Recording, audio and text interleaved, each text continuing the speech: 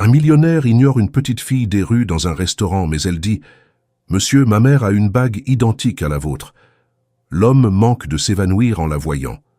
Antoine Lefèvre avait 38 ans et portait l'élégance parisienne comme une seconde peau. Chaque matin, à exactement 7h30, il quittait son appartement haussmannien situé dans le 7e arrondissement, vêtu de ses costumes sur mesure, impeccablement repassés. Son chauffeur l'attendait toujours en bas. Moteur allumé, journal plié sur la banquette arrière, bouteille d'eau minérale à température précise. Le trajet jusqu'à son bureau ne durait jamais plus de 23 minutes, sauf rares exceptions dues à une grève ou à une manifestation imprévue, deux éléments qu'Antoine considérait comme des parasites de l'ordre public. Il était le fondateur et directeur général d'une start-up devenue, en à peine une décennie, l'un des piliers de la tech européenne. Ses journées étaient millimétrées. Réunions internes le matin, visioconférences transatlantiques à midi, déjeuner d'affaires, toujours au même endroit, à 13h précises. Ce restaurant du Marais, discret et raffiné, portait le nom poétique de Le Vitrail. La table près de la fenêtre lui était réservée comme une extension naturelle de son bureau. Le personnel savait ce qu'il aimait. Filet de bar aux agrumes, pain sans gluten légèrement tiédi, verre unique de vin blanc sec, jamais plus, jamais moins. Antoine parlait peu, souriait moins encore. Ses associés le respectaient, ses employés le redoutaient, et ses concurrents le craignaient. Dans les rares portraits que publiaient les magazines économiques, on soulignait toujours son regard froid, son efficacité chirurgicale, sa capacité à trancher net les décisions difficiles. Sa vie, comme sa garde-robe, était sans faux plis. Il n'avait pas d'amis proches. Ses interactions sociales étaient codifiées, calibrées, et toutes placées sous le sceau du pragmatisme. Le soir, il rentrait chez lui avec la même ponctualité. Une fois dans son appartement, il enfilait des vêtements confortables, lisait les rapports de la journée, regardait les actualités internationales, puis se couchait à 23h. Rien ne débordait, rien ne déboussolait. Le luxe qui l'entourait ne l'éblouissait plus depuis longtemps. L'ascenseur privé, les œuvres d'art abstraits dans son salon, la cave à vin électronique ou encore le système domotique dernier cri n'étaient pour lui que des composantes ordinaires de son univers. Même son visage semblait sculpté par la régularité, très fin, barbe toujours parfaitement taillée, cheveux sans un brin de rébellion. Les rares émotions qu'il s'autorisait restaient enfermées dans des souvenirs bien rangés, que personne n'avait le droit d'effleurer. Il ne parlait jamais de son passé. Ce passé, justement, il l'avait compartimenté, comme un tiroir qu'on verrouille à double tour. Pour lui, l'existence se vivait dans l'efficacité du présent et l'anticipation du futur. Il avait compris très tôt que l'émotion était un parasite dans le monde des affaires et s'était appliqué à la domestiquer jusqu'à l'éradiquer de ses interactions les plus personnelles. Il n'y avait ni place ni temps pour les hésitations. Chaque semaine se répétait avec une précision presque robotique. Il commandait ses courses en ligne le dimanche soir, réservait ses rendez-vous avec 3 semaines d'avance et utilisait un agenda électronique synchronisé à tous ses appareils. Antoine Lefèvre était un homme de contrôle, un homme de logique, un homme dont la vie ne laissait aucune place à l'imprévu. Ce fut précisément pour cela que personne, pas même lui, ne vit venir la faille, la brèche minuscule par laquelle, un jour de pluie, quelque chose, ou plutôt quelqu'un, allait s'infiltrer dans son univers aseptisé. Pas un ami, pas un rival. Une enfant, une simple enfant, avec de la boue sur les pieds, un regard trop grave pour son âge et une phrase que personne n'avait jamais osé lui dire. Mais ce jour n'était pas encore arrivé. Ce jour appartenait au futur. Pour l'heure, Antoine sirotait son verre de vin blanc au vitrail, contemplant la pluie parisienne s'écraser contre les vitres, le monde dehors glissant comme un murmure qu'il refusait d'entendre. Le ciel de Paris s'était couvert dès l'aube, un gris épais qui pesait sur les toits comme une couverture humide. Une pluie fine et obstinée s'abattait sur les pavés du Marais, transformant les trottoirs en miroirs irréguliers.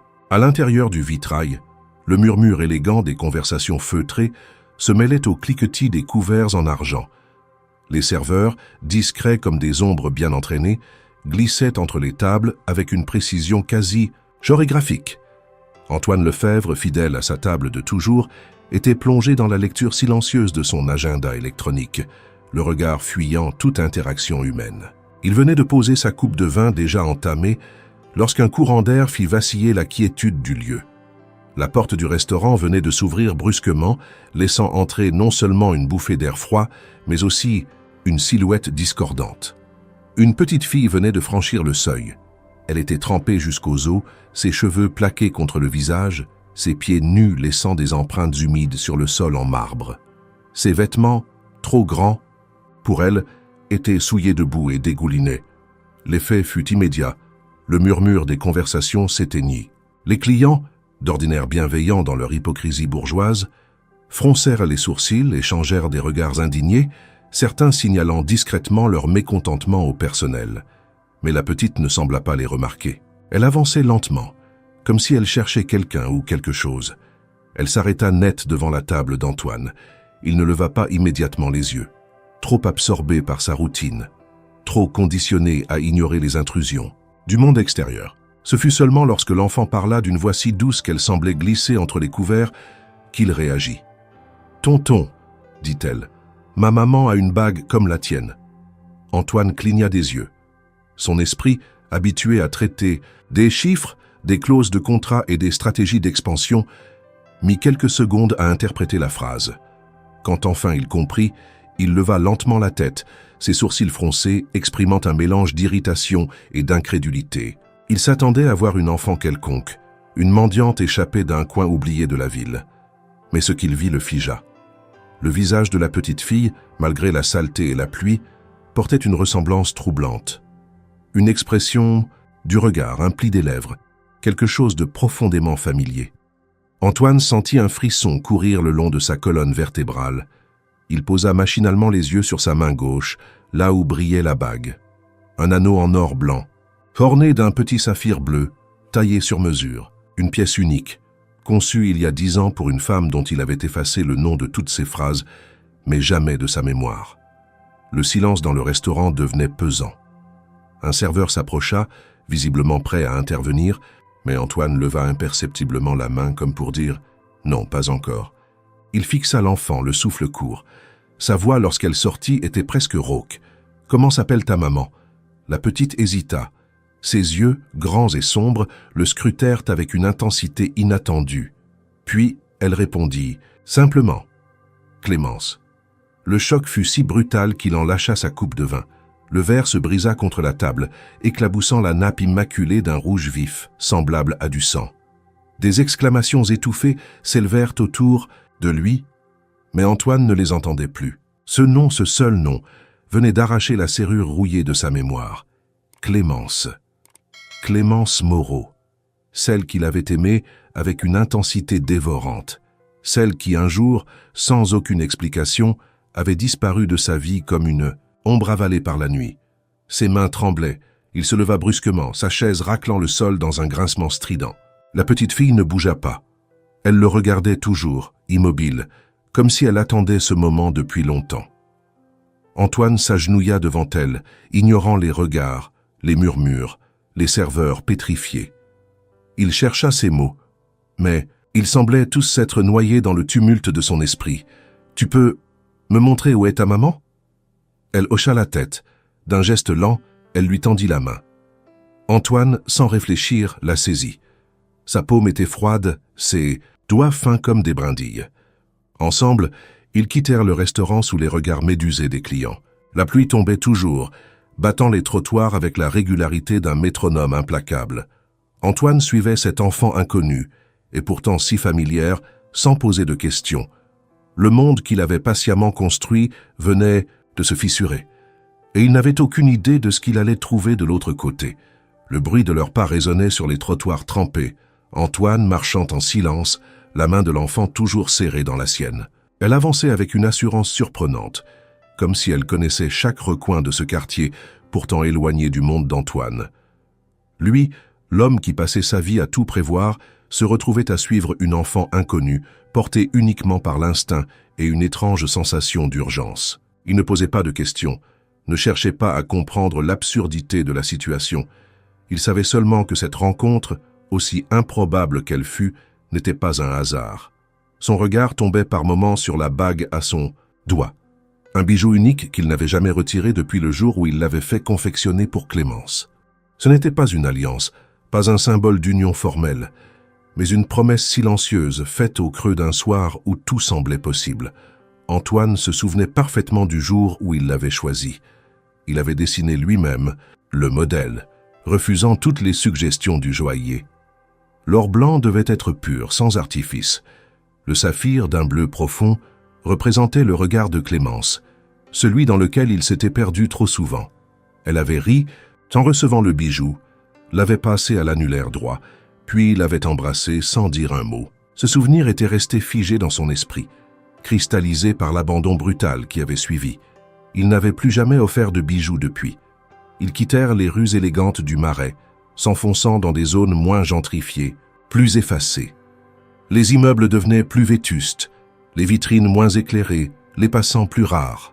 Antoine commençait à percevoir des odeurs qu'il ne connaissait pas, des sons qui ne faisaient pas partie de son univers quotidien. L'enfant ne semblait pas troublé. Elle le guidait avec la même détermination, jusqu'à ce qu'il s'arrête devant une porte en fer taguée, encastrée dans la façade d'un immeuble décrépit. Elle appuya sur une sonnette qui ne produisit aucun son, puis poussa la porte restée entr'ouverte. Antoine hésita une seconde, son instinct lui rappelant toutes les consignes de prudence qu'il enseignait à ses collaborateurs. Puis il la suivit. Ils montèrent 3 étages par un escalier en colimaçon dont chaque marche semblait gémir sous leur poids. À l'intérieur, l'odeur d'humidité et de poussière lui saisit les narines. Ils traversèrent un couloir sombre, éclairé par une ampoule nue pendue au plafond, puis s'arrêtèrent devant une porte entr'ouverte. La petite fille entra sans frapper. Antoine, le cœur battant, la suivit. La pièce était exiguë, éclairée par la lumière blafarde d'une fenêtre crasseuse. Une table branlante, un matelas au sol, quelques couvertures, une chaise sans dossier, et au fond, assise sur un tabouret, une femme. Elle leva les yeux vers lui sans surprise, comme si elle l'attendait. Clémence. Son visage était différent, plus marqué, plus fin, creusé par les années et les épreuves. Mais c'était bien elle. Le même port de tête, la même courbe des sourcils, cette manière particulière de fixer quelqu'un sans ciller. Son regard ne trahissait aucune peur, seulement une immense fatigue. Antoine resta figé sur le seuil. Il avait imaginé ce moment des centaines de fois dans ses rares insomnies. Il s'était préparé à l'éventualité de la revoir un jour, dans une rue, dans un rêve, dans une lettre, mais jamais ainsi. Jamais dans cette pauvreté brutale, au bout d'une ruelle ignorée, accompagné d'un enfant aux pieds nus. Sa gorge se serra. Clémence ne dit rien. Elle ne fit aucun geste pour se lever, aucun effort pour expliquer. Antoine avança lentement, sans savoir s'il devait parler. Il s'assit sur la chaise, toujours silencieux, les yeux fixés sur elle. Le poids de 10 années s'abattait sur ses épaules. 10 années sans réponse, sans trace, sans mots. Il avait cru qu'elle l'avait quitté par lassitude ou par caprice, qu'elle s'était évaporée comme tant d'autres. Mais rien dans cette pièce, dans cette atmosphère de survie, ne corroborait ses théories. « C'est elle ?» murmura-t-il, désignant la fillette d'un signe de tête. Clémence baissa les yeux, puis hocha la tête, très lentement. Antoine sentit un vertige. Il posa les mains sur ses genoux pour ne pas trembler. Elle ne tenta pas de le consoler, ni de justifier son silence. Elle se contenta de le regarder, comme si son mutisme était en soi une explication suffisante. Il détourna les yeux vers l'enfant. Elle observait la scène avec la gravité des enfants qui ont grandi trop vite. Il chercha un mot, un sourire, une phrase apaisante, mais rien ne vint. Il était submergé. Sa voix sortit enfin, rauque, presque étrangère. « Pourquoi tu ne m'as rien dit ?» Clémence inspira lentement. Ses yeux se fermèrent un instant, puis elle répondit d'une voix faible. « Parce que je ne pouvais pas. » Ce n'était pas une excuse. Ce n'était pas un aveu. C'était une phrase suspendue, un début d'explication qui promettait de l'ombre.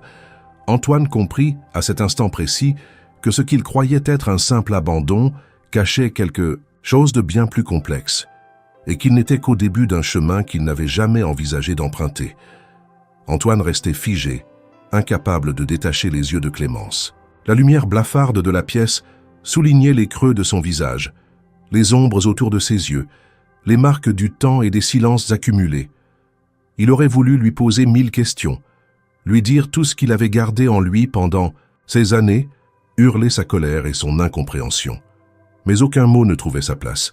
Il y avait dans l'air une tension dense, presque physique, comme si chaque respiration menaçait de faire éclater un équilibre fragile. La fillette s'était assise dans un coin à même le sol et dessinait des cercles invisibles avec le bout de son doigt, comme pour se distraire ou échapper à la pesanteur de la scène.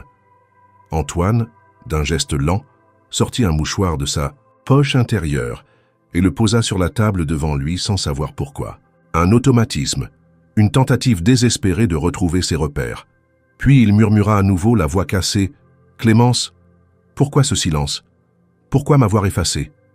Elle le fixa sans détour, ses traits figés, comme si elle refusait d'être une victime de son passé ou de ses choix. Il y avait dans ses yeux une fierté éteinte, mais encore présente, une volonté de ne pas céder entièrement à la douleur. « Parce que je devais le faire, » dit-elle enfin. Elle n'avait pas pleuré, ne pleurerait pas.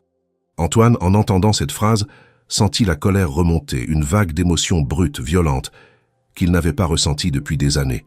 Il se leva brusquement, la chaise basculant derrière lui, puis fit quelques pas vers la fenêtre. Le carreau était sale, la pluie continuait à tomber, rythmée, indifférente à leur chaos. Il s'appuya contre le rebord, le dos tourné à Clémence, et tenta de reprendre le contrôle de lui-même. Son univers, bâti sur la logique et la prévisibilité, s'écroulait sous ses pieds.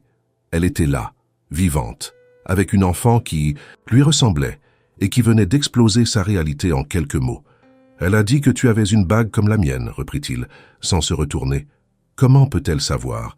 Tu lui as parlé de moi ?» Un long silence suivit. Puis la réponse arriva, faible mais claire. « Non, jamais. Je n'ai jamais parlé de toi. » Il se retourna vivement, incrédule. « Alors comment ?» Clémence haussa légèrement les épaules. Son regard glissa vers sa fille. « Les enfants, voilà ce qu'on ne dit pas. » Antoine passa la main sur son visage accablé. Il n'arrivait pas à respirer correctement. Tout en lui criait qu'il devait partir, quitter cette pièce, cet immeuble, cette histoire qu'on venait de lui imposer. Mais ses pieds restaient ancrés au sol. Il s'approcha lentement de Clémence, s'agenouilla devant elle.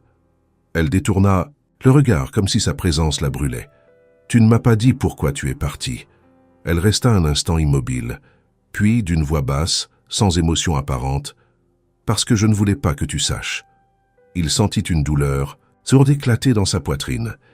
Il se releva, fit quelques pas, revint vers elle, toujours sans comprendre. Sa mâchoire se serrait, son souffle était court. « Tu m'aimais ?» Elle le regarda enfin, cette fois avec une intensité qui le transperça. « Oui, justement. » Ce mot résonna comme une gifle. Antoine recula d'un pas, vacillant. Elle n'avait pas fui parce qu'elle ne l'aimait plus, mais parce qu'elle l'aimait. L'absurdité de cette logique lui échappait complètement. Il se sentit trahi d'une manière nouvelle, plus intime. Le type de trahison qui naît du silence, pas de la trahison elle-même. Il se tourna vers la petite fille, toujours assise dans son coin. Elle leva les yeux vers lui, curieuse mais pas effrayée. Il s'approcha, s'accroupit devant elle. « Tu t'appelles comment ?»« Élise. » Le prénom résonna en lui comme une détonation.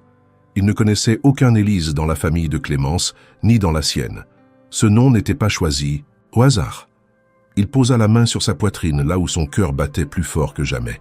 Il voulait lui dire quelque chose, n'importe quoi, mais les mots restaient coincés. « Tu es ma fille ?» Elle hocha la tête. Pas un geste hésitant, pas un doute, comme si elle avait toujours su, depuis le premier regard. Antoine sentit une larme couler sur sa joue. Il ne la retint pas. Pas cette fois. Clémence détourna la tête, mais sa voix le rattrapa. « Je n'ai jamais voulu que tu le saches. Pas parce que tu n'étais pas digne, mais parce que moi je ne l'étais plus. » Cette phrase, plus que toutes les autres, le brisa. Il comprit alors que quelque chose de très profond se cachait derrière son départ, quelque chose qu'elle refusait encore de dire. Et pourtant, il n'y avait plus de colère en lui, seulement une douleur immense, sourde, qui résonnait dans chaque battement de son cœur. Il s'assit à même le sol près d'Élise. Elle posa sa main sur la sienne spontanément. Ce contact simple, naturel, fit naître en lui un sentiment qu'il n'avait jamais éprouvé. Une reconnaissance, une fierté, une peur aussi. Il savait désormais qu'il ne pourrait plus revenir en arrière. Sa vie venait de basculer, et pour la première fois, il acceptait de ne pas en maîtriser le cours.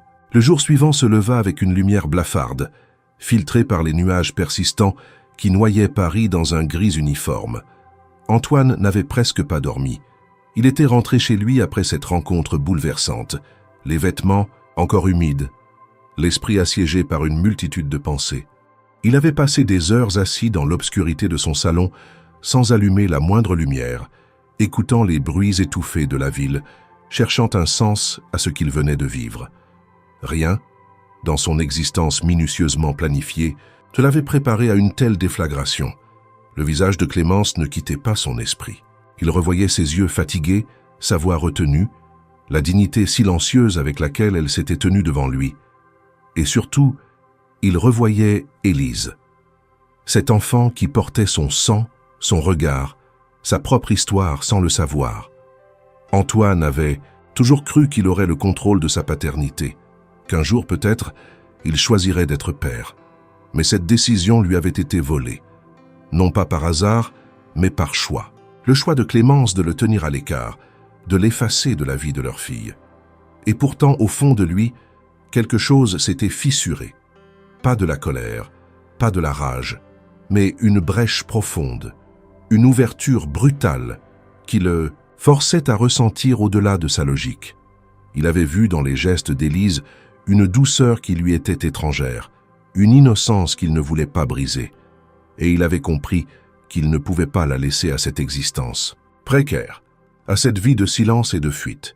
Le lendemain, il retourna dans ce même immeuble délabré.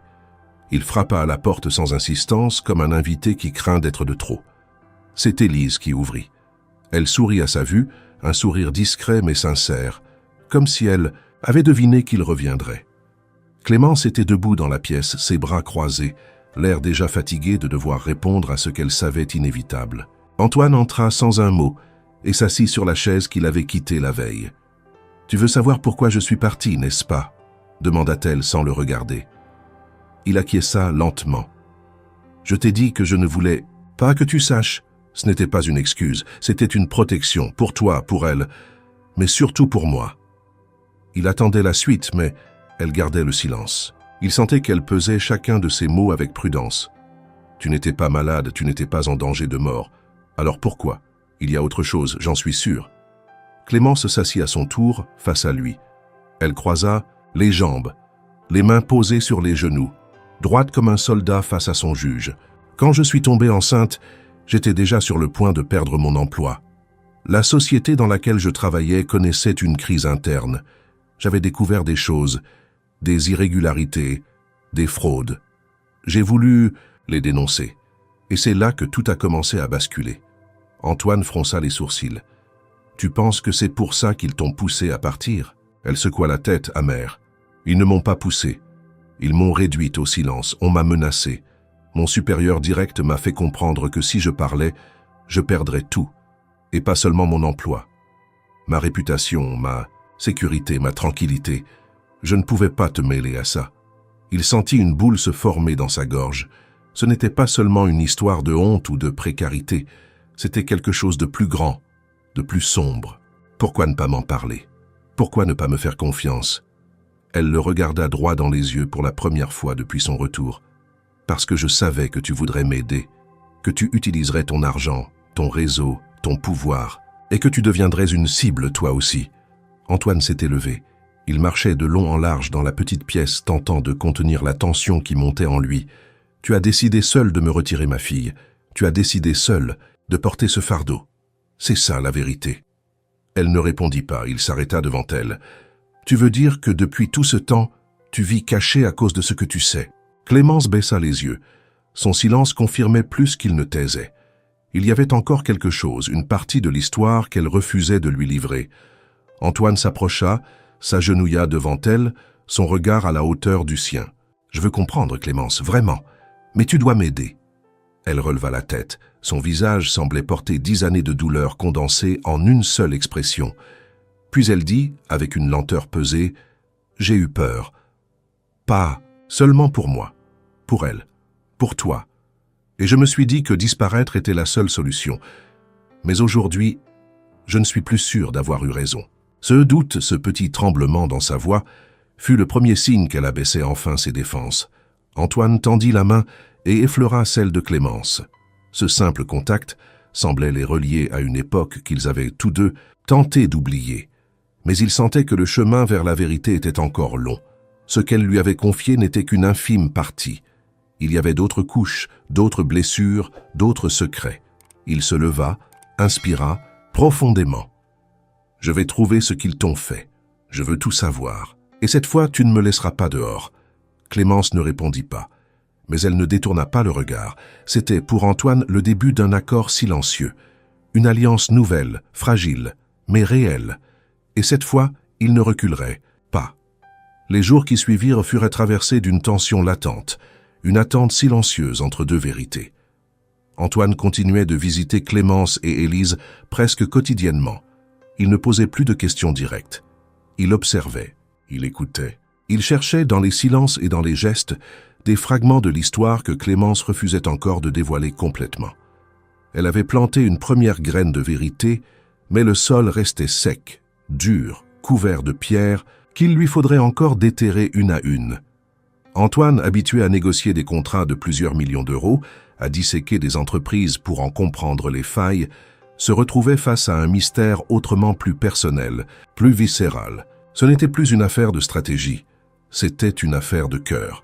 Un après-midi, alors que Paris baignait dans une rare lumière d'automne, il emmena Élise au jardin du Luxembourg. Clémence avait accepté, non sans hésitation, après une discussion brève presque mécanique. La fillette, ravie, découvrait les allées, les bassins, les petits voiliers flottant à la surface de l'eau avec une excitation tranquille.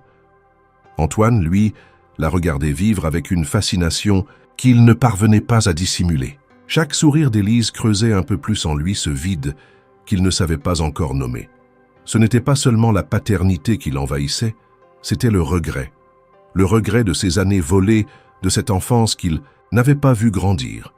De retour chez Clémence, il lui parla. Il lui dit qu'il voulait reconnaître Élise, officiellement, qu'il voulait la sortir de cette précarité, lui offrir un avenir digne de ce nom. Clémence le regarda, d'abord surprise puis craintive. Elle ne répondit rien. Antoine insista.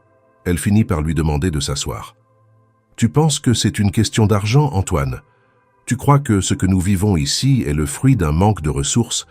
Il comprit que la discussion allait prendre un tournant inattendu. Il croisa les bras, patient. « Non, dit-il, je pense que c'est une question de choix, et je veux faire le mien maintenant. » Tard peut-être, mais sincèrement, elle secoua la tête. « Tu ne comprends pas. Ce n'est pas que je ne veux pas que tu aides, c'est que je ne sais plus comment accepter d'être aidé. J'ai passé des années à survivre seul, à refuser la pitié, à camoufler la honte. Et aujourd'hui, tu reviens, tu veux réparer, mais il ne suffit pas de vouloir. » Antoine sentit une bouffée d'impuissance monter en lui. « Tu me punis, Clémence. »« Non, je me protège. » Elle parlait d'un ton calme, mais ses mains tremblaient légèrement. Il remarqua ce détail. Il vit aussi la manière dont elle regardait Élise, assise à dessiner dans un coin, inconsciente du poids de cette conversation. Clémence reprit. « Après ta dernière visite, je me suis regardé dans le miroir, et j'ai eu honte, pas de t'avoir quitté, pas d'avoir fui, mais d'être devenue cette femme, cette version de moi que je n'ai jamais choisie. » Elle se leva, marcha jusqu'à la fenêtre, bras croisés. « Quand j'étais avec toi, je me sentais forte, ambitieuse. Je croyais pouvoir tout affronter, mais quand tout s'est écroulé, autour de moi, le travail, la santé, les menaces, j'ai été ravalée au rang de survivante. Et tu sais ce qu'on apprend en survivant ? À s'effacer, à devenir invisible, à ne plus déranger, alors te revoir, toi, intact, puissant, sûr de toi. C'est comme regarder une vie parallèle que j'ai perdue. » Antoine s'approcha, doucement. « Mais je n'ai jamais voulu que tu disparaisses. J'ai cru que tu étais parti par choix. Tu aurais pu me dire « Non, je ne pouvais pas. J'étais enceinte, licenciée, sans ressources, malade. J'ai eu une pneumonie. J'ai failli mourir. Et dans ce lit d'hôpital, seul, j'ai compris que je ne pouvais pas revenir vers toi avec cette image. Tu te serais senti obligé. Tu aurais voulu me sauver. Et je ne voulais pas être sauvé. Je voulais me relever seul. » Il la regardait, sans ciller. Elle avait parlé d'un souffle, d'un seul jet, comme si ces mots avaient attendu toutes ces années pour sortir. Il vit les larmes dans ses yeux qu'elle refusa de laisser tomber. « Tu m'as jugé trop fort pour que je puisse échouer. souffla-t-il. Peut-être, ou peut-être que je me suis jugé trop faible pour être aimé malgré ça. Le silence qui suivit fut long. Antoine s'assit, à bout de souffle. Il venait de comprendre que ce qu'il affrontait n'était pas seulement une femme blessée, mais une dignité cabossée, recroquevillée sur elle-même, et qu'il ne pourrait la forcer à sortir de cette coquille. Il lui tendit la main. « Je ne te demande pas de me faire confiance tout de suite, mais laisse-moi rester, laisse-moi être là. Pas pour réparer, juste pour construire autre chose, à partir de maintenant. » Clémence ne bougea pas immédiatement. Puis, lentement, elle s'approcha, posa sa main sur celle d'Antoine. Un geste simple mais lourd de tout ce qu'il n'avait pas su dire avant. Ce n'était pas encore un pardon.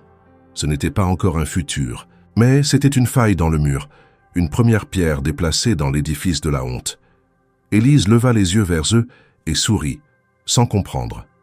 Mais peut-être, au fond, elle comprenait tout. Antoine, une fois la barrière émotionnelle légèrement fissurée, comprit qu'il ne pouvait plus se contenter des fragments de vérité que Clémence acceptait de lui donner. Quelque chose dans son regard, dans sa manière de raconter, sonnait vrai, mais incomplet.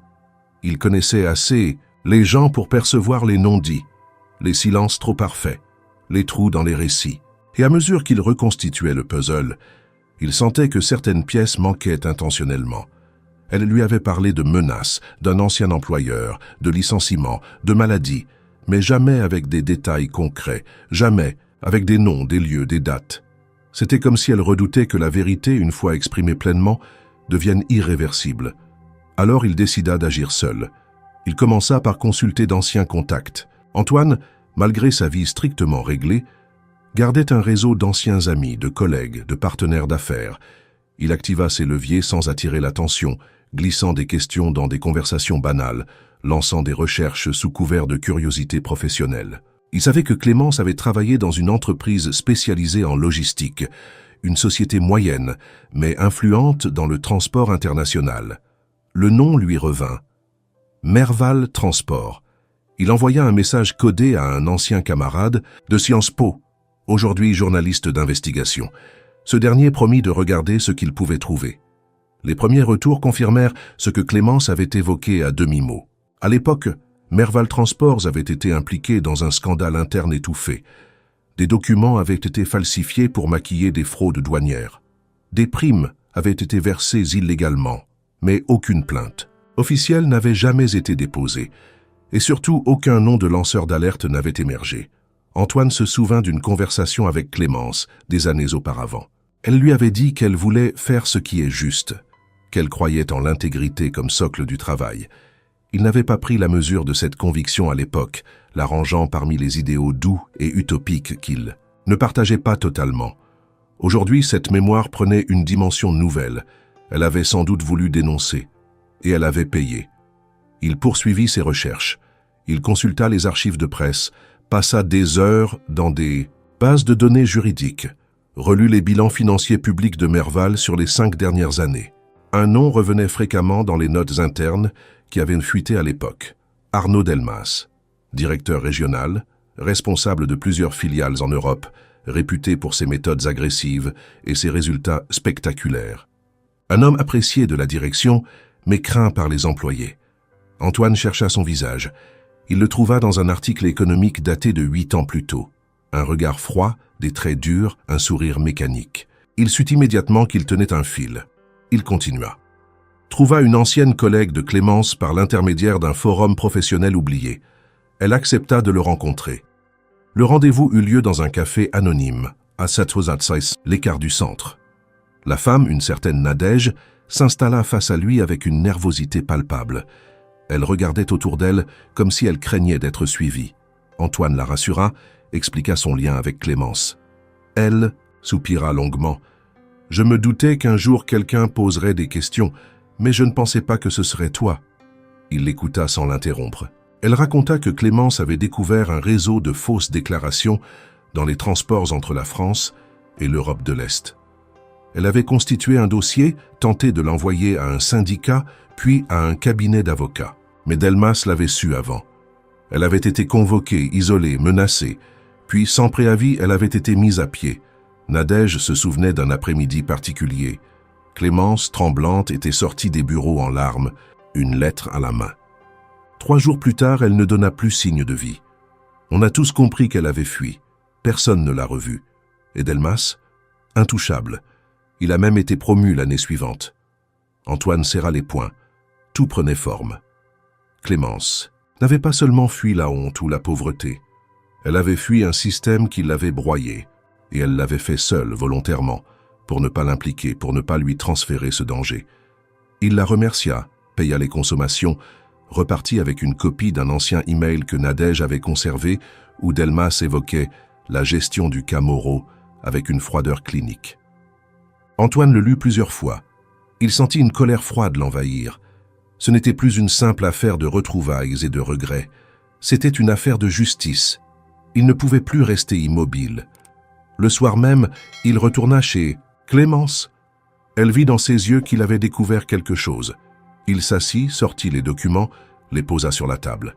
« Je sais ce qu'ils t'ont fait. » Elle pâlit, mais ne parla pas. Antoine continua. « Tu as été piégé, menacé, effacé, et tu as tout porté seul. Mais ce temps-là est terminé. Je vais m'occuper de Delmas, de tout ce système. Tu n'as plus à te cacher. » Clémence regarda les papiers, les mains, tremblantes. Une larme unique roula sur sa joue. « Tu ne comprends pas, Antoine. S'ils savent que tu t'en mêles, Il la coupa, calme mais ferme. « Qu'ils sachent, qu'ils comprennent que je suis prêt. Cette fois, c'est eux qui vont avoir peur. » Et dans ce regard, elle sut qu'il ne bluffait pas. L'air parisien était plus lourd que d'habitude, comme chargé de l'électricité d'un orage qui se refusait à éclater. Antoine arpentait les couloirs feutrés de son immeuble de bureau, mais cette fois son pas ne résonnait pas avec la même régularité. Son esprit était ailleurs. Depuis sa conversation avec Clémence et la révélation des documents de Nadège, un nom obsédait ses pensées comme un refrain sinistre, Arnaud Delmas. Un homme de l'ombre dont les méthodes étaient connues dans certains cercles, mais jamais officiellement exposées. Antoine savait que pour faire tomber un homme comme lui, il ne suffisait pas de l'attaquer frontalement. Il fallait remonter les racines, comprendre les alliances, exposer les failles. Et il était prêt à le faire, même si cela signifiait s'aventurer sur un terrain glissant. Il fit appel à un autre contact, un ancien analyste financier reconverti dans le journalisme économique d'investigation. Ce dernier, après une brève conversation cryptée, accepta de l'aider. En quelques jours, Antoine avait entre les mains une série de rapports internes, de courriels anonymes, d'archives de transactions douteuses impliquant Delmas. Il découvrit un réseau complexe de sous-traitants, de filiales écrans, d'enveloppes compensatoires. Rien d'illégal en apparence, mais chaque pièce ajoutée au puzzle dévoilait un motif plus sombre. Antoine n'était pas seulement face à un homme malveillant. Il était face à un système construit pour l'impunité. Il décida de confronter Clémence avec les nouvelles preuves. Elle l'accueillit avec une prudence nouvelle, mêlée d'appréhension. Il posa les documents sur la table, pointa les passages essentiels, les noms, les dates. « C'est lui, n'est-ce pas? Delmas ?» Clémence fixa une ligne imprimée, les lèvres serrées, puis elle murmura « Oui, c'est lui. » Sa voix tremblait. Elle attrapa une feuille et la lut longuement, les yeux brillants. Il y avait là, sous ses doigts, la confirmation tangible d'un passé qu'elle avait tenté d'enterrer. Antoine, en la regardant, comprit que ces papiers ne représentaient pas seulement une preuve. Ils représentaient une résurrection violente de tout ce qu'elle avait voulu oublier. « Il m'a appelé une fois, 6 mois après mon départ, » dit-elle soudainement. « Il m'a dit que si je parlais, même à un avocat, il s'en prendrait à ceux que j'aimais. Il connaissait ton nom, Antoine. Il savait tout de toi. » Antoine sentit une chaleur glacée lui monter dans la nuque. Cette menace ancienne, invisible jusqu'à présent, prenait forme. Il comprenait enfin pourquoi Clémence l'avait exclu de sa fuite. Ce n'était pas un rejet, c'était un sacrifice. « Il ne peut plus faire ça, » répondit Antoine. « Pas avec ce que nous avons. » Clémence secoua la tête. « Ce que tu as, là c'est de la poussière. Il faut du concret, du solide, quelque chose que la presse ou la justice ne pourra pas ignorer. » Alors Antoine prit une décision. Il allait obtenir ce concret. Il retourna voir son contact journaliste, lui demanda de tendre un piège légal, une caméra cachée, une rencontre fortuite organisée dans un cadre où Delmas penserait avoir le contrôle. Le journaliste s'occuperait de la logistique. Antoine jouerait le rôle du naïf intéressé par un partenariat avec Merval Transport, une manœuvre habile basée sur sa propre entreprise et sa position d'influence. L'angle d'approche serait économique, neutre, professionnel. Delmas ne se méfierait pas immédiatement. Avant cette confrontation, Antoine retourna voir Clémence. Elle semblait plus fatiguée encore, mais aussi soulagée. Quelque chose dans sa posture avait changé. Elle n'attendait plus d'être sauvée. Elle assistait à la naissance d'une contre-offensive qu'elle n'avait jamais osé imaginer. « Tu es sûr de vouloir t'impliquer à ce point ?» demanda-t-elle. « C'est déjà fait. » Elle hocha la tête, le regard perdu dans la fenêtre. Paris brillait doucement derrière la vitre, indifférente à leur drame intime. « Tu sais, dit-elle, je t'ai détesté. Pas toi, vraiment. Mais l'image de toi, ta réussite, ta force, ta constance. Pendant que je me cachais, que je fouillais les poubelles parfois, que je soignais Élise avec des remèdes de fortune, je t'imaginais dans un bureau avec vue sur la ville. Je t'en voulais d'avoir la vie que je n'avais plus. » Il ne répondit pas immédiatement. Il savait que ce n'était pas une accusation, mais une confession. Une manière de dire qu'elle avait souffert seule dans l'ombre et qu'il avait symbolisé malgré lui cette lumière qu'elle ne pouvait plus atteindre. « Je suis désolé, » dit-il simplement. Elle se tourna vers lui. « Ce n'est pas à toi de l'être. » Illy eut alors un silence, non pas pesant mais apaisé, une suspension fragile dans le tumulte. Antoine comprit qu'elle le laissait entrer à nouveau dans son espace, non comme un héros mais comme un allié, et c'était tout ce dont il avait besoin. Le jour de la rencontre avec Delmas arriva. Antoine enfila son costume le plus sobre, révisa son discours, coordonna les détails avec le journaliste infiltré. Le rendez-vous était fixé dans un salon privé d'un hôtel 5 étoiles, sous couvert d'un déjeuner d'affaires. Delmas arriva avec un sourire commercial, une poignée de main ferme, le regard analytique. « Monsieur Lefebvre, j'ai entendu parler de vous. Impressionnant, ce que vous avez construit. » Antoine répondit avec mesure, entra dans le jeu, parla de logistique, de croissance, de fusion possible, puis subtilement glissa une question anodine. « Et côté ressources humaines, comment gérez-vous les conflits internes ?» Delmas eut un léger rictus. « Oh, vous savez, dans notre milieu, il faut parfois être créatif. Il y a toujours des éléments perturbateurs. Il faut savoir les neutraliser. Discrètement. Les caméras discrètes enregistraient. Antoine le savait, mais ce moment, ce glissement presque naturel vers la confession d'un homme trop sûr de lui, fut plus fort que toutes les preuves précédentes. Delmas parlait avec arrogance, évoquant même des dossiers enterrés, des accords à l'amiable pour éviter le scandale. Quand Antoine quitta l'hôtel, il savait que le combat avait réellement commencé, et que cette fois, Clémence n'aurait plus à se taire. Le lendemain du rendez-vous avec Delmas, Antoine se leva avant l'aube, le cœur serré d'une appréhension nouvelle. Il avait revu les enregistrements, entendu chaque mot, chaque ricanement chargé de suffisance. Il avait voulu provoquer ce moment. Il l'avait planifié, mais à présent que les preuves étaient tangibles, irréfutables, une autre peur surgissait, celle de ce que cette vérité allait coûter, à lui, à Clémence, à Élise. Il n'était plus seulement un témoin, mais un acteur central dans une histoire de représailles, de pouvoir et d'abus systémiques. Il reçut l'appel du journaliste en début de matinée. La voix à l'autre bout était calme, mais tendue. « On a ce qu'il faut. Les avocats du journal sont en train d'analyser les enregistrements. On prépare un dossier complet. Ce sera publié dans une semaine, peut-être moins, selon les retours de la cellule d'enquête. » Antoine remercia, raccrocha, puis s'autorisa un bref moment de silence dans son bureau. Son regard se perdit dans les vitres sans teint de la tour où il avait construit son empire. Il pensa à Clémence, à la jeune femme qu'il avait connue autrefois, passionnée, ambitieuse, qui croyait encore que le monde pouvait être changé par la parole. Elle n'avait pas changé au fond. C'était le monde autour d'elle qui avait été trop brutal, trop cynique pour sa droiture, et aujourd'hui, ce monde allait devoir lui rendre des comptes. Il se rendit chez elle, enfin, de journée. Clémence lui ouvrit la porte avec un regard qu'il ne lui connaissait pas encore, un mélange d'espoir et de peur résignée. Elle n'avait pas posé de questions par téléphone, mais elle attendait, il le savait. Il entra, posa sa sacoche, s'assit sans cérémonie. « C'est fait, on a tout. Enregistrement, documents, témoignages. Il a parlé. Il s'est condamné, lui-même. Clémence se laissa tomber sur la chaise en face de lui. Elle resta silencieuse un long moment. Puis, lentement, elle dit « J'ai rêvé de ce moment. Et maintenant qu'il est là, j'ai peur. Pas pour moi, pour vous deux. » Antoine s'approcha, lui prit les mains. « Je t'ai dit que je ne reculerai pas. Je sais ce que je fais. Et cette fois, je ne suis pas seul. Tu ne l'es plus non plus. » Elle serra ses doigts, mais n'osa pas sourire. Une part d'elle restait attachée à cette vigilance née de la survie. Tu ne sais pas ce dont il est capable. Il a des gens, des connexions. Il n'est pas seulement un homme d'affaires véreux. Il connaît les failles du système. Il sait comment faire disparaître les preuves. Et les gens.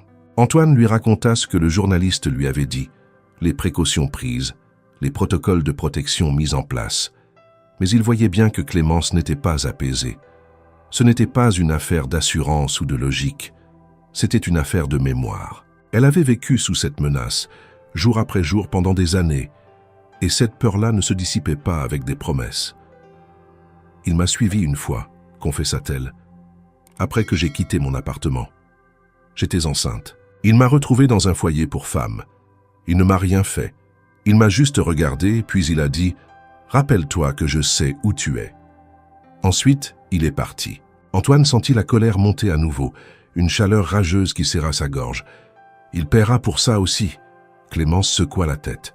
Ce que je veux, ce n'est pas qu'il souffre, c'est qu'il disparaisse, qu'il perde ce pouvoir, qu'il ne puisse plus jamais faire ça à personne. Antoine comprenait. Il ne s'agissait pas de vengeance, il s'agissait de justice, d'éradiquer une menace qui avait trop longtemps pesé sur elle, et à travers elle, sur tant d'autres. Dans les jours suivants, les premiers effets se firent sentir. Des appels anonymes commencèrent à affluer sur les lignes personnelles d'Antoine, des messages sans contenu, des silences lourds, des textos avec des mots isolés, « Arrête, réfléchis, prochaine cible ». Il en informa les autorités discrètement. Le journaliste fit de même. Il savait que c'était une tentative d'intimidation. Rien de nouveau dans ce genre de scandale. Mais Antoine sentit que le filet se resserrait. Ils étaient à un point de bascule. Soit Delmas et son réseau reculaient, soit ils passaient à l'offensive. Il renforça la sécurité autour de Clémence et Élise. Il engagea un garde discret, ancien militaire, pour veiller sur elles sans les effrayer. Il ne lui dit pas tout. Il voulait qu'elle continue de vivre ses jours avec un semblant de paix, de normalité. Une nuit, alors que tout semblait calme, Élise fit un cauchemar. Antoine était resté dormir sur le canapé du petit appartement. Il l'entendit pleurer, se leva, la trouva recroquevillée sur le matelas. « Maman était dans le noir et elle pleurait, » dit-elle en le voyant. Et il y avait un monsieur qui criait fort. Il la serra contre lui, murmura que ce n'était qu'un mauvais rêve, mais au fond de lui, il savait que les enfants ressentent bien plus qu'on ne leur dit, et que le danger, même invisible, avait déjà laissé une trace. Au matin, Antoine regarda Clémence préparer le petit déjeuner. Elle avait les traits tirés, mais elle souriait à Élise, lui parlait doucement. Il sut alors, avec une certitude tranquille, qu'il n'avait pas le droit d'échouer. Ce n'était plus seulement une affaire à résoudre, c'était leur avenir à toutes les deux qu'ils devaient protéger. Et cette fois, il irait jusqu'au bout. Antoine arriva à l'hôtel Bristol à 9h30 précise, son visage impassible, son allure stricte. Il portait un costume, sombre, discret mais parfaitement ajusté, comme une armure de circonstance. Ce matin-là, il n'était pas simplement un entrepreneur à succès. Il était l'homme qui allait mettre un terme à une décennie de silence, de peur et de dissimulation. La salle de conférence, réservée pour une réunion fictive avec une prétendue délégation d'investisseurs étrangers, avait été préparée selon les instructions du journaliste. Tout y semblait anodin, professionnel, mais chaque détail servait un dessin clair, confronter Arnaud Delmas avec une vérité filmée, capturée, prête à éclater au grand jour. Delmas entra à son tour accompagné de 2 collaborateurs. Il avait le même air de suffisance, la même assurance glaciale que lors de leur premier échange. Mais cette fois, Antoine ne lui tendit pas la main. Il se contenta d'un hochement de tête. Delmas le remarqua, mais n'en dit rien. Il s'assit à l'extrémité de la table, sortit quelques dossiers factices et se pencha en avant. « Alors, monsieur Lefebvre, prêt à faire prospérer vos projets logistiques avec nous ?» Antoine prit le temps de le regarder. Il voyait maintenant, avec une clarté nouvelle, l'étendue de la manipulation derrière chaque mot, chaque sourire. Il ouvrit son attaché-case, sortit un petit dossier, le posa sur la table, l'ouvrit. « Je ne suis pas ici pour parler de logistique, monsieur Delmas. Je suis ici pour parler de Clémence Moreau. » Le nom claqua comme une gifle. Delmas releva lentement les yeux. Un éclair de méfiance passa dans son regard. Les deux collaborateurs échangèrent un regard inquiet. Antoine continua. « Vous vous souvenez d'elle, évidemment. Employée chez Merval il y a 10 ans. Celle qui a tenté de dénoncer vos fraudes. Celle que vous avez réduite au silence. » Delmas ne répondit pas. Il s'était redressé légèrement, ses épaules plus rigides, son visage devenu plus fermé. « Je ne vois pas où vous voulez en venir, » répondit-il finalement. Antoine sortit alors un second document, une transcription partielle de leur dernière rencontre, accompagnée d'un extrait audio. Il appuya sur un bouton. La voix de Delmas s'éleva parfaitement claire, prononçant ces mots. Il faut savoir neutraliser les éléments perturbateurs, discrètement. Un silence glaçant s'abattit dans la pièce. Delmas pâlit. Ses collaborateurs, désormais crispés, comprenaient que cette réunion n'en était pas une. Antoine se pencha à son tour. « Vous avez admis votre méthode. Devant témoins. Devant caméra. Et croyez-moi, ce n'est qu'une partie de ce que nous avons. Nous avons aussi les emails, les témoignages, les documents comptables. » Delmas tenta de reprendre le dessus. « Vous pensez pouvoir m'intimider? Vous n'avez rien qui tienne devant un tribunal. Peut-être pas encore, mais la presse va publier un dossier complet. Dans 48 heures, vous serez nommé, exposé, et ce ne sera pas une simple rumeur. Ce sera un scandale national. » Delmas se leva brusquement. « Vous êtes fou. Vous allez ruiner votre réputation, pourquoi? Une ex? Une vieille histoire ?» Antoine se leva à son tour. Sa voix, lorsqu'elle répondit, était plus calme que jamais. « Ce n'est pas une vieille histoire. C'est la mère de ma fille. Et ce que vous lui avez fait, vous ne le ferez plus jamais à personne. » Delmas resta figé, bouche entr'ouverte. Il comprenait enfin que l'homme face à lui n'était pas venu négocier. Il était venu déclarer la guerre. Et cette guerre, cette fois, ne se gagnerait pas avec des menaces. Antoine quitta la salle sans un mot de plus. Il descendit les marches de l'hôtel d'un pas rapide, mais sans précipitation. Son cœur battait fort, mais avec une étrange sérénité. Il savait ce qui allait suivre, les réactions de panique, les coups de téléphone, les tentatives désespérées de négociation, peut-être même des menaces plus explicites. Mais rien ne pourrait enrayer ce qui avait été mis en marche. Le soir, il retrouva Clémence. Elle l'attendait dans l'ombre de l'appartement. La lumière tamisée, Élise endormie dans la pièce voisine.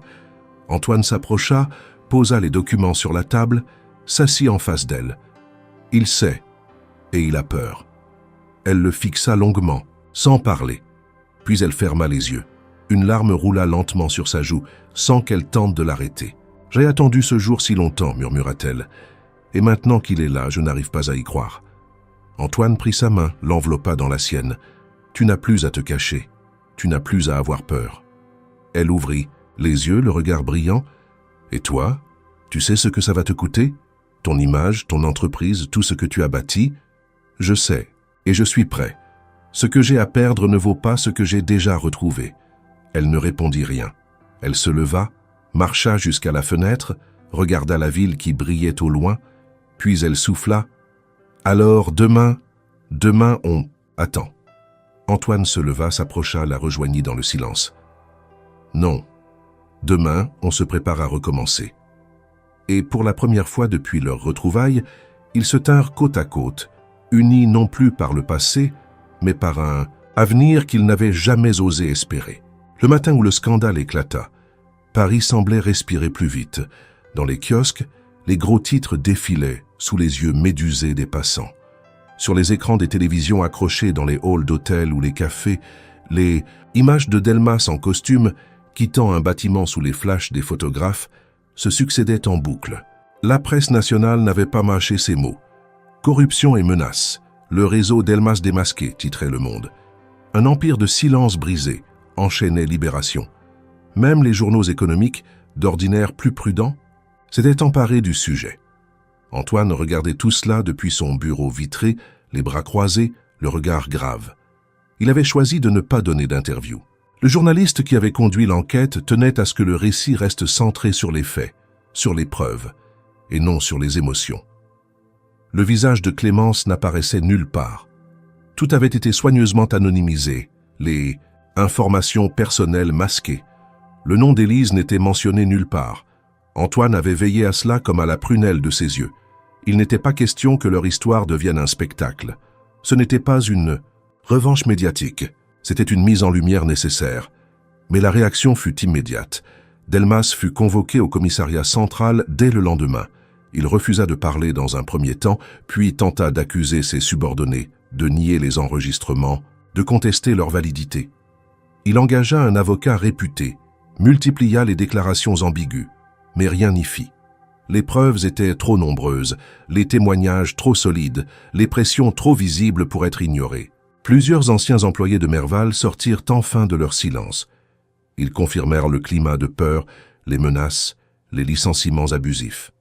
Un vent de libération soufflait sur les anciens bureaux de la société, dont le siège social fut temporairement fermé pour audit.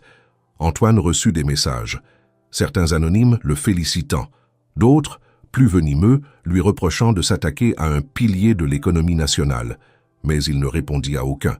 Il gardait son calme, concentrait son énergie sur le seul objectif qui comptait désormais, veiller à ce que Clémence et Élise retrouvent une vie digne.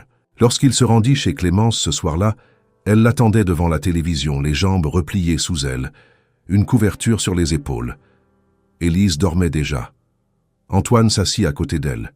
Ils regardèrent en silence un extrait du journal télévisé. Le visage de Delmas, cette fois, était flou. Les mots employés étaient oppressifs, inculpés, fraude, menace, chantage. Clémence ne disait rien. Elle serrait simplement ses bras contre elle, comme si elle cherchait à se retenir de tomber. Puis, soudainement, elle se mit à pleurer. Pas de ces larmes silencieuses et maîtrisées. Non. Un sanglot entier, incontrôlable, comme si toutes les années de silence, de peur, de solitude se relâchaient en un seul souffle. Antoine l'enlaça, sans mots, laissa ses larmes se répandre sur son épaule. Il sentait son corps secoué, comme libéré d'un poids ancestral. « Je ne pensais pas que ce jour arriverait », murmura-t-elle entre deux sanglots. « Je m'étais résigné. Je pensais que c'était fini, que j'avais été effacé. » Antoine serra ses bras un peu plus fort. « Tu n'as jamais été effacé. Ils t'ont fait croire que tu ne comptais plus, mais ils avaient peur, peur de ta voix, de ton intégrité.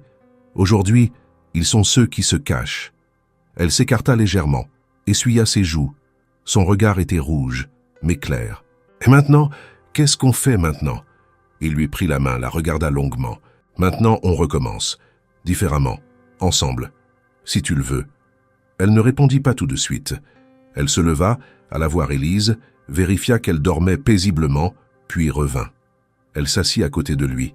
« Je ne sais pas si je suis prête à tout reprendre. Ma vie d'avant, elle n'existe plus. Je ne sais pas comment vivre dans ton monde, dans ton rythme, avec ce que je suis devenu. » Antoine l'écouta. Il ne chercha pas à la convaincre. Il savait que la hâte serait une erreur. On n'a pas besoin de retourner dans le passé. On peut construire un espace nouveau. Pas celui de mes habitudes, ni celui de tes souvenirs. Un autre, le nôtre. Tu n'as pas besoin d'être parfaite. Tu n'as rien à prouver.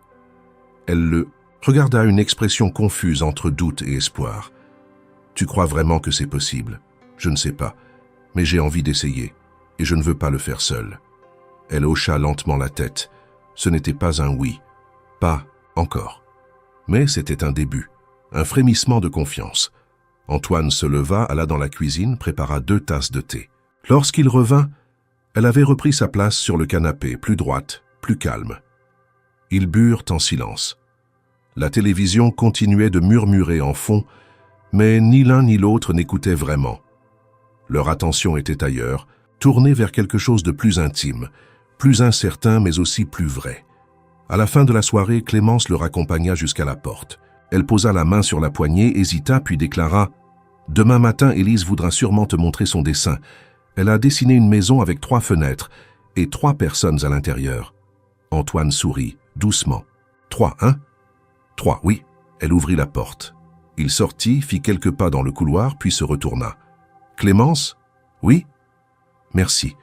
de m'avoir laissé entrer. Elle répondit sans détourner le regard. Merci de ne pas avoir frappé trop fort. Puis elle referma la porte. Antoine descendit les escaliers lentement, le cœur plus léger qu'il ne l'avait été depuis des années. Dans la rue, les lumières de la ville semblaient moins froides, moins lointaines. Un monde s'effondrait, mais un autre, plus fragile et plus sincère, commençait à naître. Et cette fois, il savait exactement où il voulait être.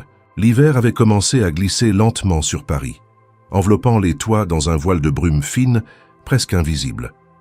Les jours raccourcissaient, les pas des passants devenaient plus pressés, plus silencieux. Pourtant, dans le petit appartement que Clémence partageait avec Élise, un autre type de transformation avait lieu, plus subtil, plus profond. Antoine avait pris l'habitude d'y venir régulièrement, mais sans imposer de rythme. Il restait parfois 1 heure, parfois une journée entière, mais ne dormait plus systématiquement sur le canapé. Ce n'était pas un retour à la normalité, car il n'y avait plus de normalité possible, après tant d'années d'absence. C'était une phase de redécouverte, d'écoute, de patience partagée. Clémence, de son côté, oscillait entre l'intuition du renouveau et les éclats persistants de l'ancien chaos. Elle tentait de réapprendre à vivre avec quelqu'un, non pas seulement dans l'espace mais dans le temps. Elle observait Antoine comme on observe un souvenir devenu réalité, avec prudence, mais aussi avec tendresse. Elle n'attendait plus de lui des réponses, ni des miracles. Elle voulait simplement savoir s'il était capable de rester, de s'ancrer dans ce présent désordonné, sans chercher à le transformer selon ses anciennes règles. Une routine douce et fragile s'établit. Le matin, Élise dessinait sur la table basse, pendant que Clémence préparait du café. Antoine, lorsqu'il était là, proposait des jeux de logique à sa fille, intrigué par son esprit vif, sa curiosité sans relâche. Il était fasciné par la capacité qu'elle avait à faire jaillir des questions inattendues, à relier des idées comme s'il s'agissait de fils invisibles qu'elle savait tisser sans effort. Clémence les regardait, parfois à distance, parfois en participant, mais toujours avec cette conscience aiguë de ce qu'ils avaient failli ne jamais connaître. Un soir, après avoir couché Élise, Clémence s'assit à côté d'Antoine sur le canapé. Elle lui tendit une enveloppe jaunie. Il l'ouvrit avec précaution et découvrit à l'intérieur une série de lettres jamais envoyées. Elles étaient adressées à lui.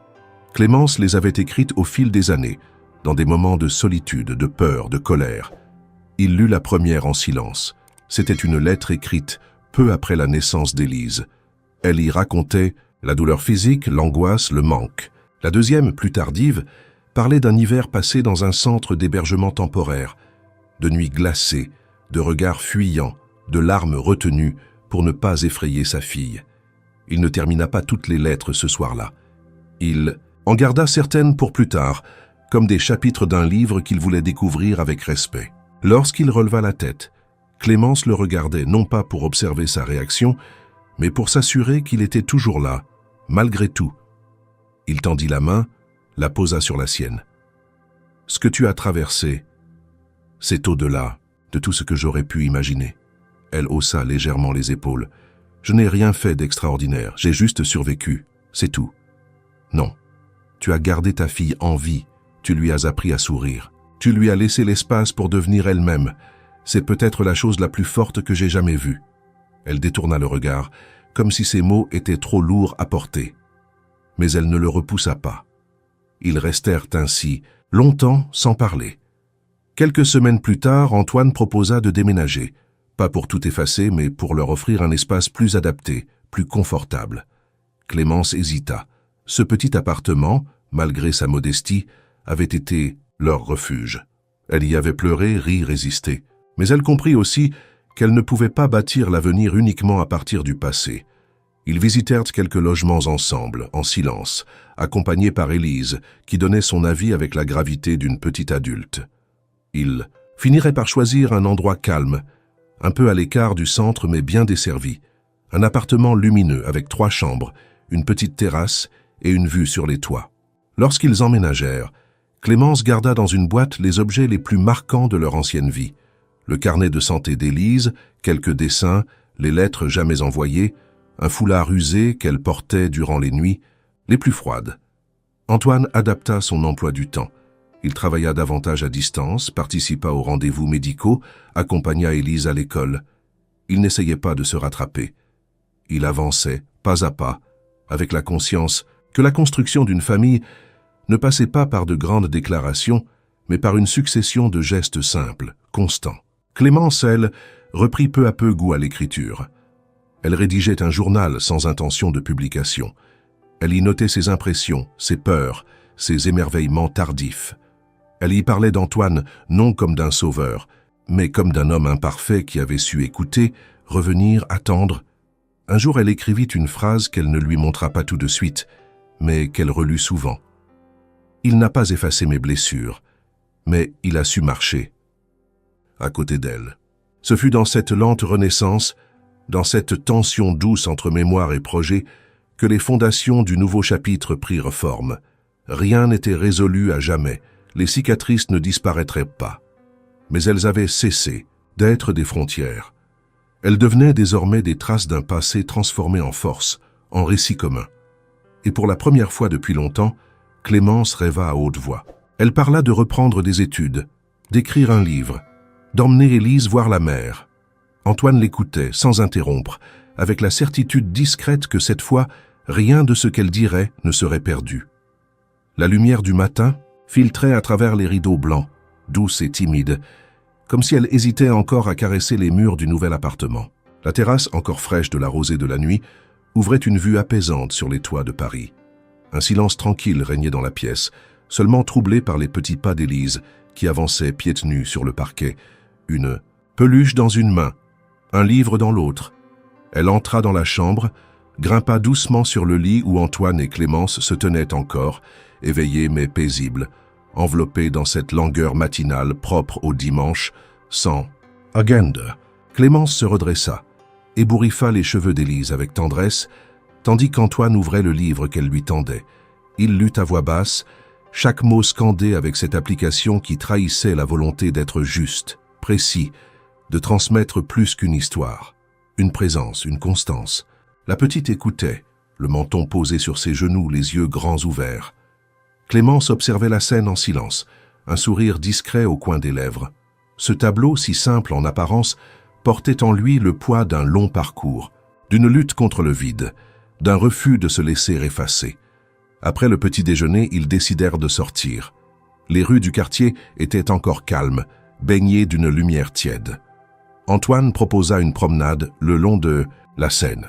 Clémence accepta. Ils marchèrent lentement, Élise entre eux deux, tenant une main de chacun, ses pas bondissants contrastant avec leur allure posée. Ils passèrent devant les bouquinistes, s'arrêtèrent devant une vitrine de librairie, achetèrent un roman pour Clémence, un livre d'images pour Élise, un essai pour Antoine. Puis, sans vraiment s'en rendre compte, ils arrivèrent à proximité du Marais. Clémence ralentit le pas. Antoine s'en aperçut, mais ne dit rien. Il savait ce que signifiait ce lieu pour elle, pour eux. Il prit l'initiative. Il s'approcha du Vitrail, ce restaurant où, des mois plus tôt, une enfant inconnue l'avait appelé Tonton, bouleversant l'architecture bien ordonnée de sa vie. À l'intérieur, rien n'avait changé. Les nappes blanches, les couverts d'argent, la lumière feutrée. Pourtant, tout était différent. Il se tourna vers Clémence. « On entre ?» Elle le regarda, hésitante, puis elle baissa les yeux vers Élise, qui hochait la tête avec une innocence tranquille. « Oui, on entre. » Le personnel, d'abord surpris, les accueillit avec courtoisie. On leur proposa la même table qu'autrefois. Antoine sourit intérieurement. Le passé ne cédait sa place que lorsqu'on l'acceptait. Ils s'assirent tous les trois. Clémence regarda autour d'elle, chaque détail réveillant une mémoire enfouie, mais elle n'éprouvait plus ni vertige ni honte. Elle était là entière, présente, et c'était cela qui comptait désormais. Le serveur, sans poser de questions, apporta le menu. Clémence le parcourut calmement. Elle choisit un plat qu'elle n'avait jamais goûté. Antoine, fidèle à ses habitudes, opta pour le filet de bar. Élise demanda des pâtes, avec le sérieux des décisions importantes.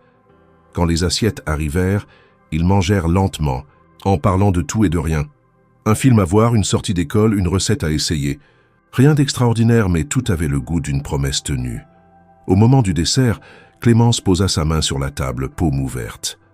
Antoine y glissa la sienne. Il remarqua la bague à son doigt, celle qu'il lui avait offerte, qu'elle avait portée, puis cachée, puis rendue invisible. Aujourd'hui, elle brillait sous la lumière du jour, sans honte, sans poids. Il ne dit rien, elle non plus. Mais dans ce silence, tout était dit. Après le déjeuner, ils sortirent du restaurant. La rue s'était animée, les terrasses se remplissaient, les rires montaient doucement. Antoine proposa un détour par l'île Saint-Louis. Clémence accepta à nouveau. Ils longèrent les quais, écoutèrent un musicien de rue jouer un morceau de piano sur un clavier portatif. Élise dansait, légère, insouciante, un instant suspendue. Sur le pont, Clémence s'arrêta. Elle regarda l'eau couler, constante, indifférente et rassurante à la fois. Antoine la rejoignit. « Tu regrettes ?» demanda-t-il. Elle tourna la tête vers lui, son regard clair, stable. « Non. Je crois que si tout cela ne s'était pas passé comme ça, je ne serais pas celle que je suis aujourd'hui. Et nous ne serions pas ici. » Il hocha la tête. Il comprenait. Il n'y avait pas de réparation parfaite, pas de retour en arrière. Il n'y avait que ce présent à honorer, cette trajectoire à continuer ensemble sans effacer les marques du passé. Ils reprirent leur marche. À un moment, Élise glissa, entre eux attrapa de nouveau leurs mains. Elle regarda Clémence, puis Antoine. « Est-ce qu'on va rester comme ça ?» Clémence s'agenouilla, la regarda dans les yeux. « Comme quoi, ma chérie ?»« Comme une famille. » Clémence échangea un regard avec Antoine. Elle sourit sans hésiter. « Oui, comme une famille. » Et ils continuèrent d'avancer, au rythme des pas d'Élise, au rythme nouveau d'une vie possible. Paris, autour d'eux, poursuivait son cours, immuable et changeante. Mais pour eux, quelque chose s'était déplacé. Un poids levé, une porte ouverte, une seconde chance. Ils rentrèrent chez eux en fin d'après-midi. Le ciel rosissait doucement. Clémence alluma une lampe, mit une musique douce. Antoine prépara du thé. Élise dessinait encore, 3 silhouettes sous un même toit, et pour la première fois depuis longtemps, aucun d'eux ne pensait à demain avec crainte. Ils savaient que tout ne serait pas facile, mais ils savaient aussi qu'ils avaient traversé le pire, ensemble. Et c'était là, dans cette certitude silencieuse, que le nouveau chapitre de leur vie commençait.